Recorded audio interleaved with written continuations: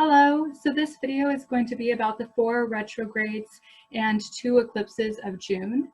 I posted a video on the triple retrogrades of May, so for this video I'm going to be further expanding on the topics that I discussed in that one. If you haven't watched it, it might be informative for you to check it out as I cover the basics and go into detail about what the retrogrades are, in reference to the Jupiter retrograde, the Venus retrograde, and the Saturn retrograde.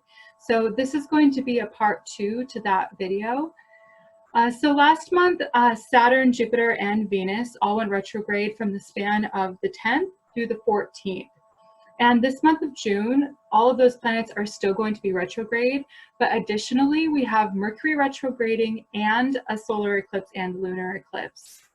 So this month is going to be a bit tougher than last month, as now we have 4 out of 5 planets being retrograde, which basically just makes everything a little bit more tense, and the energy is going to feel a lot stronger than it is in May. It's that pressure is building. So it's similar to like a pressure cooker that sort of recycles the energy and is kind of looking for a point of release or escape. So when the eclipses happen, that's going to be that point of release that's been building since the beginning of the year. And this month is really going to be a climactic time of the entire year of 2020. So with all of those retrogrades, it's important to know that this is really nothing to fear, but this is a time of adjustment and change. So be adaptable and be flexible. Take it easy, take it slowly, take it calmly, and find your peace from within. Practice self-control, patience, personal accountability, and containment, and really find that center within yourself this month, as things will be a bit volatile around us. Be the calm in the storm, basically, is what I'm trying to say. If you don't know what a retrograde planet is, in a nutshell, it's basically when a planet appears to be moving backwards in the sky from our geocentric, Earth-centered perspective. The planet is not actually moving backwards, but that is the illusion based upon the speed and all of the planets going around the sun. So what a retrograde does is that it causes the planet to give the opposite results of what it would normally give us. So they don't operate according to their usual functioning. So basically the reverse happens. Retrograde times are really best used for introspection, internal processing, and going within. They can bring up issues from the past based upon what that planet represents for us. The energy moves inwards, and so it feels more personal. And the effects, again, are always stronger. Okay, so right now we can do some serious reflecting upon the past and see patterns that arise more clearly. So that's really the jewel, that's really the prize of what a retrograde functioning actually does for us. Okay, so just to break it down, Saturn and Jupiter will be retrograde throughout the entire month of June. Saturn is retrograde up until September 28th, and Jupiter is retrograde up until September 13th. Venus is still retrograde in June, but only up until the 25th. She stations direct in her sign of Taurus, which will be a much welcome change for us all. Then on the 14th, the Sun leaves sidereal Taurus and moves into sidereal Gemini, joining the Rahu and Mercury party.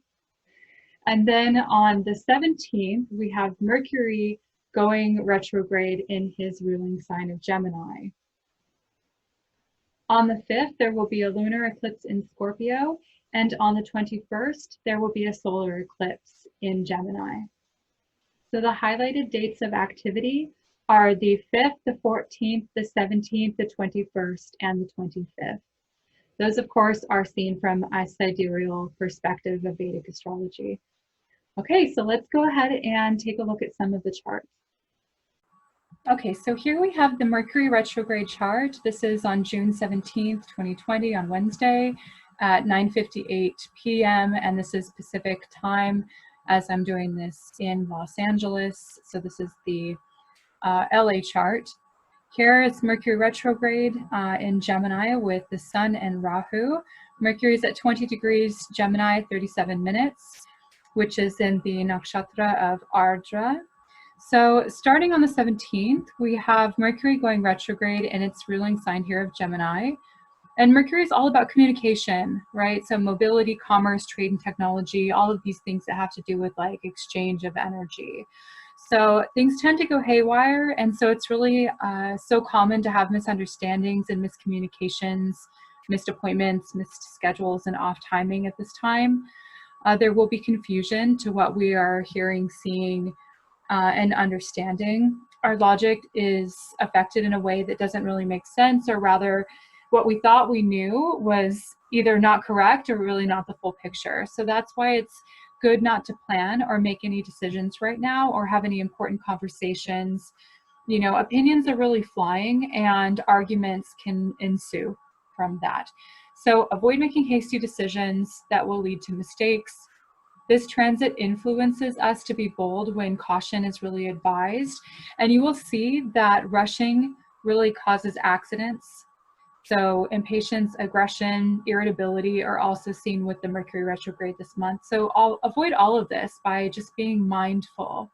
So with Mercury being here in Gemini, it's really asking us to be conscious, right? It's in an air sign. And, you know, Mercury, it has a lot of vata, it's airy. It's with Rahu and the sun, so this can actually create extra confusion as well. So not just the retrograde, but also the fact that it's with Rahu. So best to be mindful and avoid useless debates or arguments, which Gemini kind of likes to do. It likes to have that sort of verbal exchange, that conversation. So basically, again, opinions will be heightened at this time. So slow down, be patient, and really be flexible when making your plans. So slow down, be patient, and be readily flexible when your plans and your course of action changes, as that's really highly likely, okay? Also, just like most Mercury retrogrades, memories from the past will arise, and people we haven't heard from in a while tend to reemerge. So the best way to use this energy is to basically kind of just go solo, do some writing and reflecting if you can. Listen to music, create something positive, meditate, pray, listen, be still, receive information, and listen twice as much as you speak. That's really what Mercury is all about. It's all about communication. But what's the most important part of communication is actually listening, okay? So what I find significant is that all the planets, except for Mars, will be retrograde in June. So if you see up here on the ascendant, we have Jupiter retrograde, we have Saturn retrograde, and then down here we have Venus retrograde in Taurus. And again, I mentioned this is going to be up until the 25th, and then she'll station direct. But up until the 25th, you know, from the 17th to the 25th of this period is going to be the most intense part, because all of these planets will be retrograde, except for Mars. Mars is over here in Aquarius, and it's at 29 degrees, 44 minutes. And it looks like it will be aspecting Venus at this particular point until it moves into Pisces, okay? So at the chart of the Mercury retrograde, we have the Mars aspecting Venus, but then a few days later, or sometime later, we'll have Mars then aspecting Mercury, which can actually add fuel to the fire, okay? So Mercury will be retrograde. It's also with Rahu, the north node of the moon. It gets swept up in that solar eclipse that happens on the 21st. So let's go ahead and talk about the eclipses next. Okay, so here we have the lunar eclipse chart. It's on June 5th, 2020, which is Friday at 12:11 p.m. Pacific time, again, here in Los Angeles, California. So the lunar eclipse is on the 5th, as we see the eclipse full moon in Scorpio. The moon is here at 21 degrees Scorpio, 25 minutes, which is in Jyeshta Nakshatra. It's opposite the sun here in Taurus at 21 degrees, 25 minutes. So this full moon in Scorpio happens 2 weeks before the solar eclipse.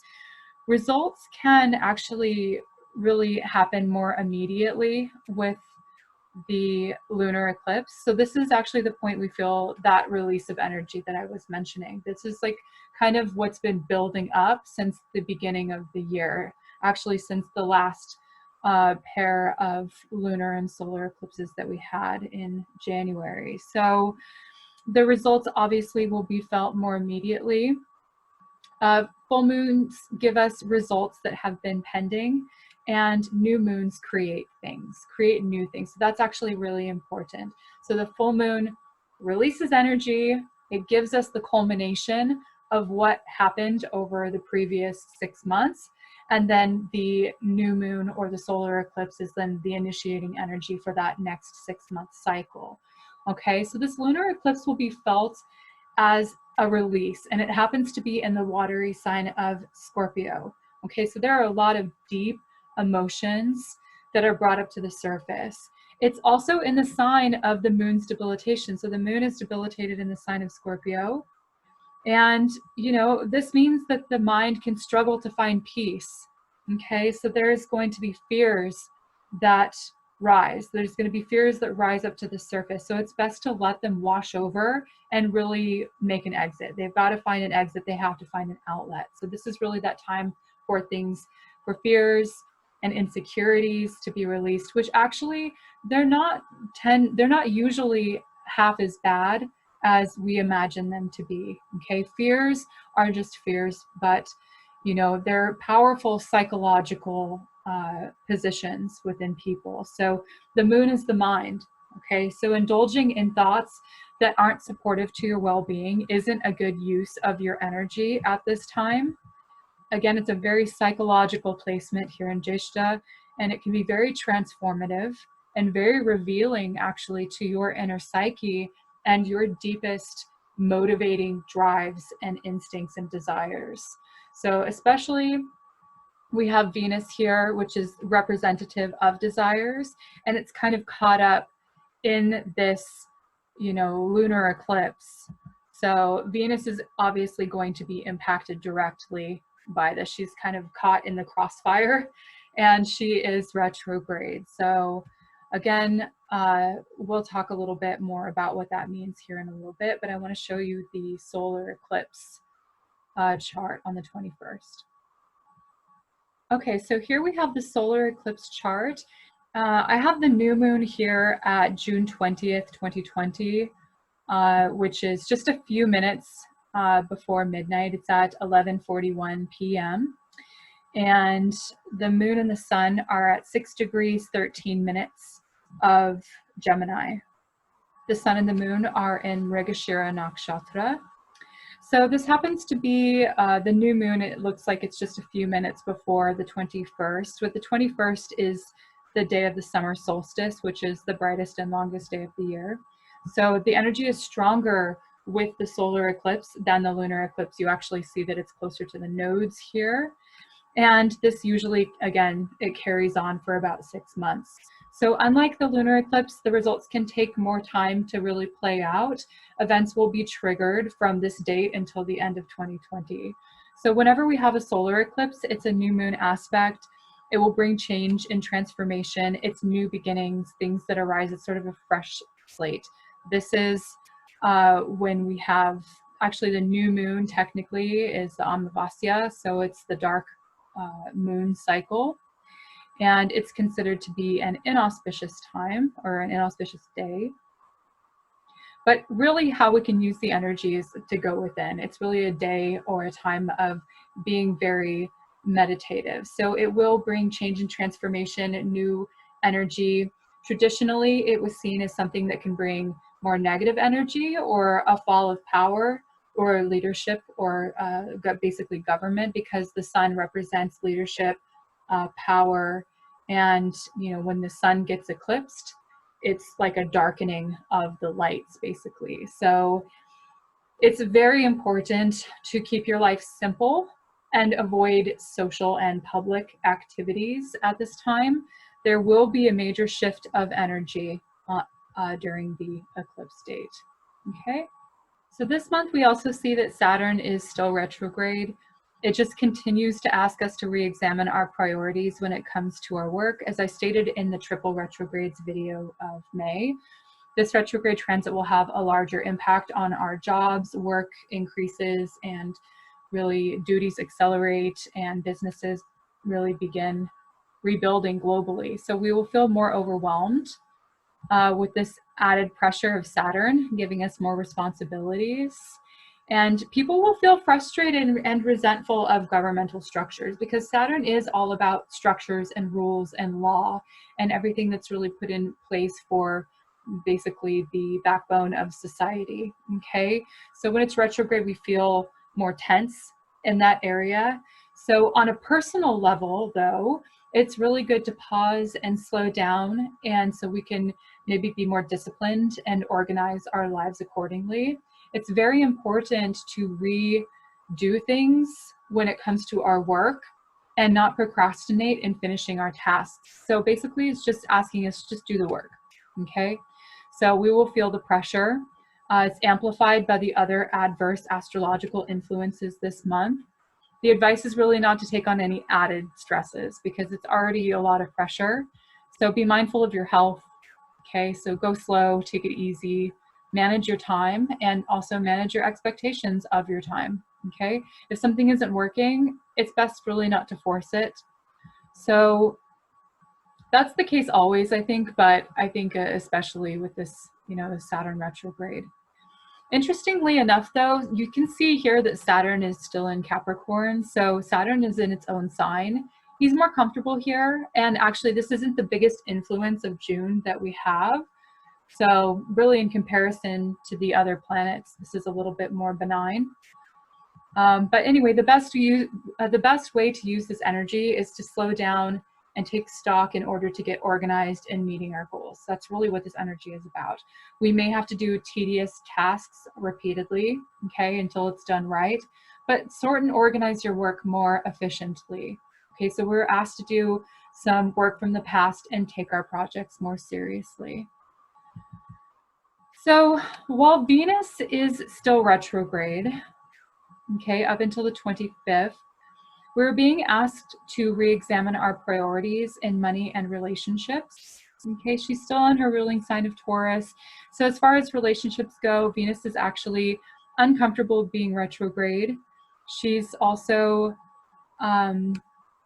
you know, represents not only romance and respect, but courtesy and manners. So we're seeing a lot of maybe social unease and basic courtesy that's kind of being deteriorated through this transit.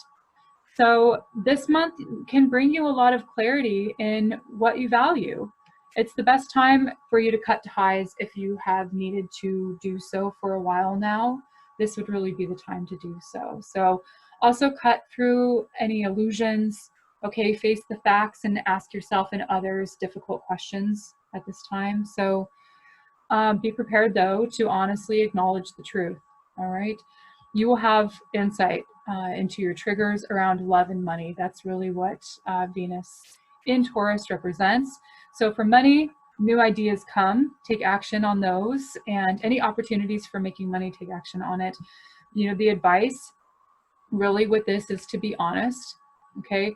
Seek the truth, make decisions, take action, find a balance, okay? So finding a balance is really key, and also coming up with new and creative ways to problem solve. So there's definitely going to be themes of self-love, self-respect, self-worth, self-esteem. That's all Venus. This has been already coming up for a while now, though. So the best way to use this retrograde energy is to practice extra self-care, okay? And be more forgiving and gentle with yourself, including those you love, all right? So soothe yourself. Soothe those around you with an extra dose of compassion, with understanding and kindness right now. Everyone is really needing that. So be gentle and forgiving. Relationship matters will improve late June and throughout July. Okay, so I wanted to show the chart of this Jupiter ingress back into Sagittarius. So while Jupiter is still retrograde in Capricorn, but then it actually ends up going into Sagittarius on June 29th at 4:56 p.m. Again, it's Pacific time in LA. So when Jupiter is retrograde, we see businesses, teachers, and schools really affected. This is just a general kind of interpretation of what the retrograde means. So they're going to be also under more pressure. Okay. So also in areas of healthcare and education, as well as families, we really shouldn't take any hasty decisions right now. We've already been seeing the effects of this with the Jupiter in Capricorn. So, okay, Jupiter retrograde on the 29th enters back into Sagittarius, which it likes better because it's its ruling sign, right? It's debilitated in Capricorn, but it's leaving its sign of debilitation, which is an improvement. However, the affliction really isn't eased yet with it returning to Sagittarius because it arrives back into its sign with this tail of the serpent, K2, waiting for him in his house once again. Okay, so Jupiter is going to be backing up into Sagittarius with a malefic there. All right, so Jupiter will be with K2 until late September, when K2 finally moves out of Mula Nakshatra in Sagittarius and into Jyeshta Nakshatra in Scorpio. So that happens late September. Also, Jupiter ends up going direct in Sagittarius on the 13th, which actually September should be a much better time with that because it's no longer being aspected by K2. K2's in Gandanta, and so that's also a very potent area of the chart. Okay.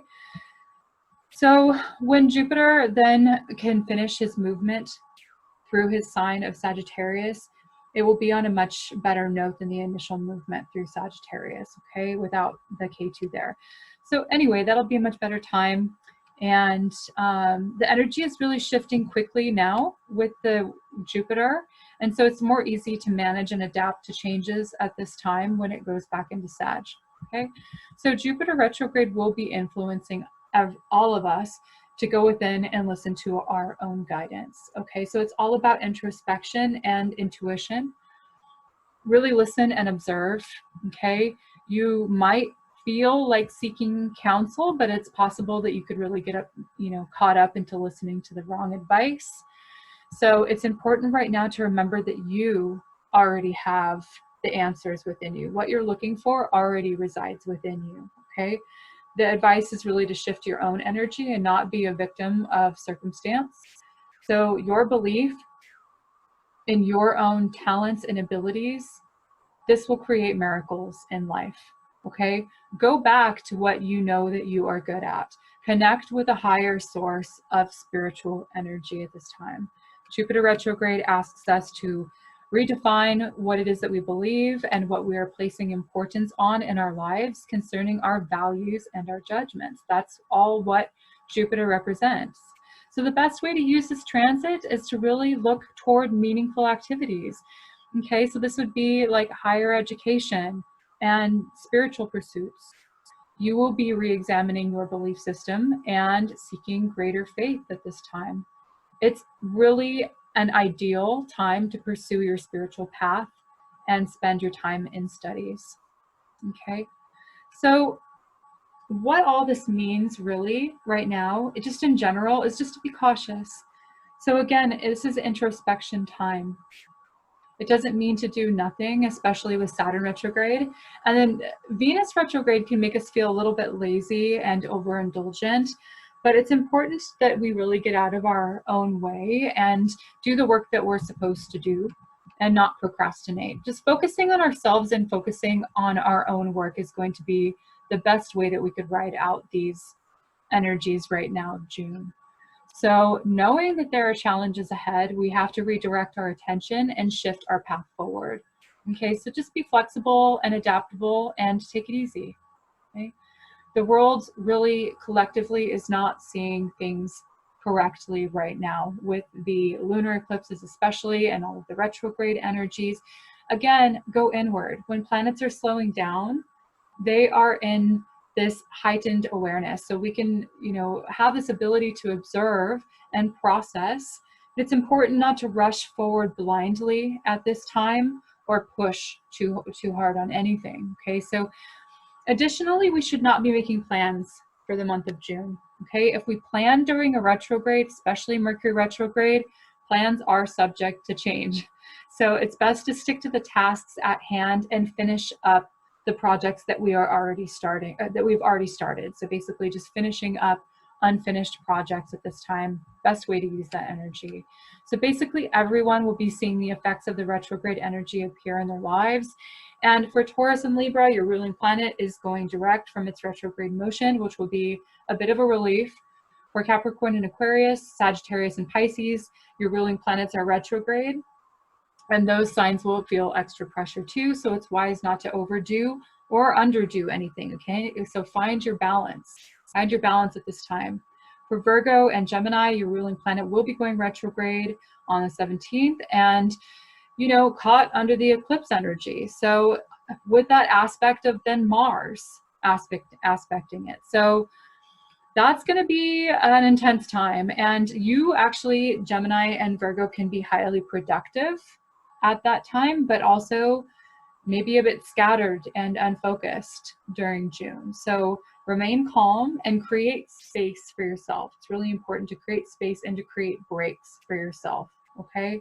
So Leo and Cancer, your ruling planets are being eclipsed. Pay attention to your moods, honor your feelings, don't make any hasty decisions, go within, take care of your health, guard your reputation as well, those who you are associating with, because the sun and the moon are the most social planets. They're the most public planets, okay? So for Scorpio, the lunar eclipse is in your sign on the 5th, and personal changes will occur. You will be personally affected, okay, and feeling much more sensitive, whether or not your moon or your ascendant, your rising sign is Scorpio, 100% you will be more personally affected, and your relationships will also go through some sort of transformation. So it's really important to prioritize yourself, okay? It's okay to be a little bit selfish at this time, self-centered, centered around yourself, you know, not to the exclusion of other people always, but it's more important to just focus on yourself and allow yourself to be a little selfish at this time. It's okay. So, okay, basically also with Aries, your ruling planet is Mars, is 12 places away from your sign after the 19th. So you will feel depleted energetically.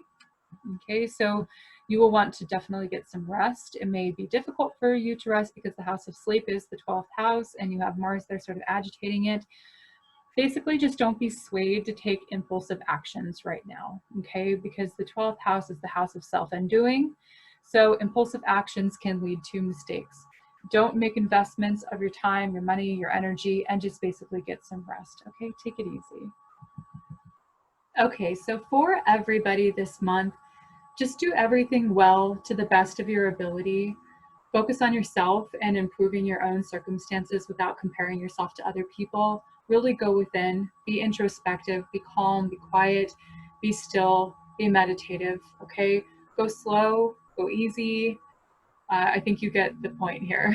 So be mindful. This is really not a month to take action, okay? And especially use discretion at this time. Everybody have a great month. If you like this video, leave a like. If you like my content, please subscribe. Thanks for watching.